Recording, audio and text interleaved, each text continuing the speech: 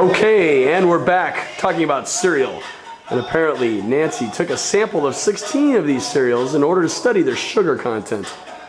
She found that the mean sugar content of the samples was 0.295 and the standard deviation of that sample was 0.168. We want to use a 0.05 significance level, very important, to test the claim of a cereal lobbyist that the mean of all cereals is less than 0.3 grams.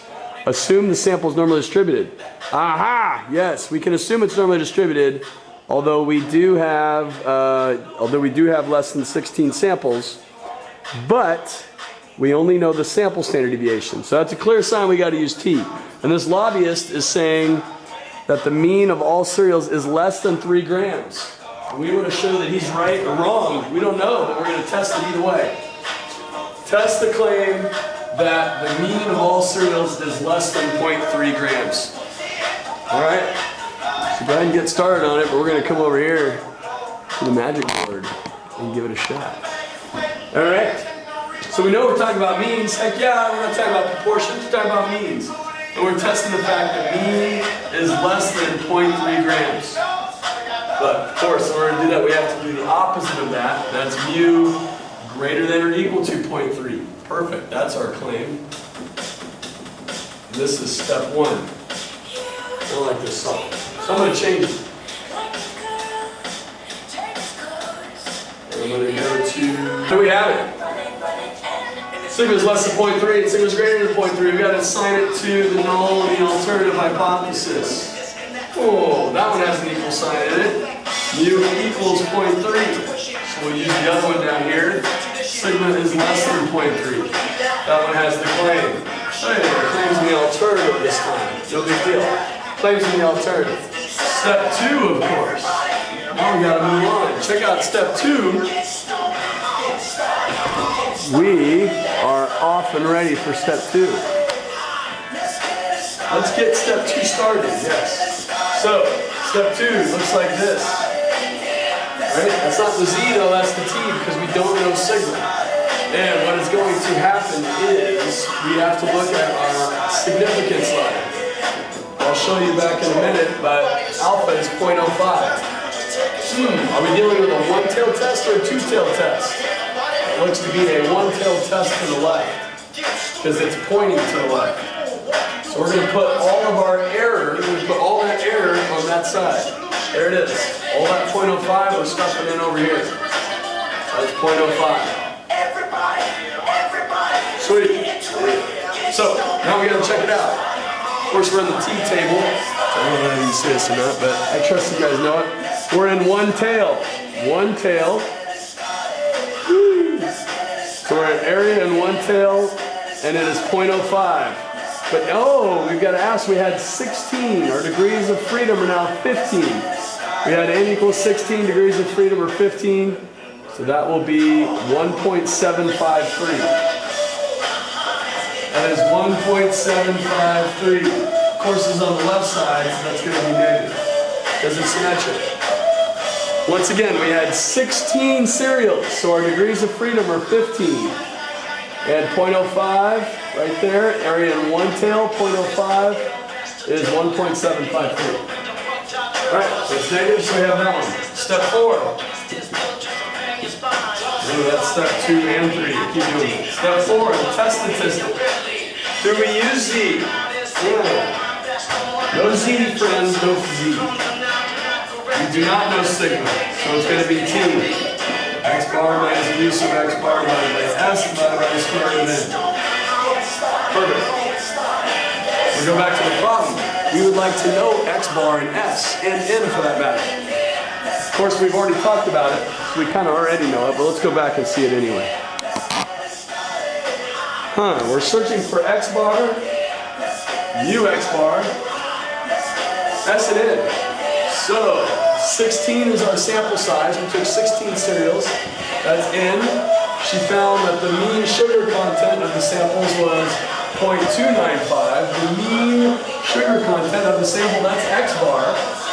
And the standard deviation of the sample was 0.168. X bar, S. X bar, S, and there's N. Perfect. Let's get crazy. There you go. Getting back in there. Get back in this problem. We got 7 minutes on the cam. So we got to bust it. X bar, we just saw it. X bar was 0.295. Mu X bar, well, that's the same as mu. That's 0.3. Divided by S. S, we said from the problem, I'll read it again, was 0.168. 0.168 divided by the square root of n, which was 16. There we go. All right. I suggest taking your handy dandy TI 84 or 83 calculator or whatever you have to do it. But if you do, you should come up with the test statistic of negative 0.119. Put a 0 on there. Negative 0.119. Negative 0.119. I like it. All right. Well, now we're on to step 5. Where does that fall in here? I don't know. That's awfully close to 0. If that's 0, then we are right about negative 0.0, or oops, negative 0.119. That's where our test statistic is. In the critical region? No way, Jose. That's the critical region. We're not in the critical region. We reject here. We fail to reject here.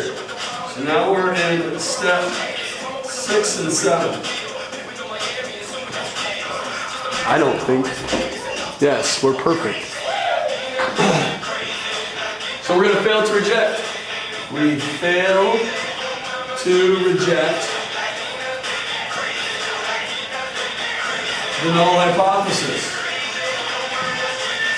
We fail to reject this, meaning that the evidence supports this. We fail to reject it.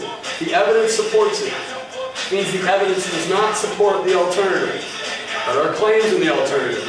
So the evidence does not support our claim. So, the evidence does not support our claim that mu is less than 0.3. It does not support, let's go back and look at that. It does not support, original question was, significance level to test the claim of a serial lattice that the mean of all serials is less than 0.3. We took a sample of 16, found all of this data, there was our critical value, and here was our test statistic. We failed to reject the null hypothesis, meaning that we did not support our claim that mu was less than 0.3. Looks like the sugar content of cereals is at least 0.3. So this lobbyist was off base, at least with our knowledge. That is how you find a hypothesis test for a mu, as a mean, when we don't know sigma. The only difference between all of them is the test statistic. So lots of practice, good Thanksgiving, whammo. See you on Monday. Woo!